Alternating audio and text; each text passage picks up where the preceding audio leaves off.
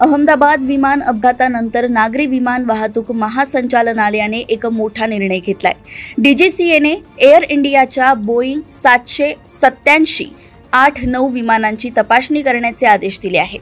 या आदेशानुसार इंधन पॅरामीटर सिस्टीम तपासले जाणार आहे, तसेच विमान सुरक्षेचे प्रत्येक मानक तपासले जाणार आहेत, तसेच टेक ऑफ मानके देखील तपासली जाणार असल्याची माहिती समोर आली आहे।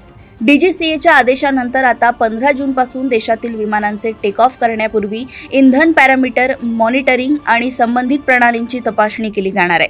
तसेच केबिन एअर कंप्रेसर आणि संबंधित प्रणालींचीही तपासणी केली जाणार आहे। तसेच इंजिनच्या इंधनावर चालणाऱ्या उपकरणांचीही तपासणी केली जाणार आहे।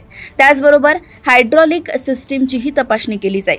तसेच सर्व विमानांच्या पॉवर ॲश्युरन्स तपासणी 2 आठवड्यांच्या आत करण्याची आणि गेल्या 15 दिवसात B787-89 विमानात वारंवार झालेल्या बिघाडांची घेऊन त्यांचा तपासणी अहवाल डीजीसीएकडे सादर करण्याचेही निर्देश देण्यात आले आहेत।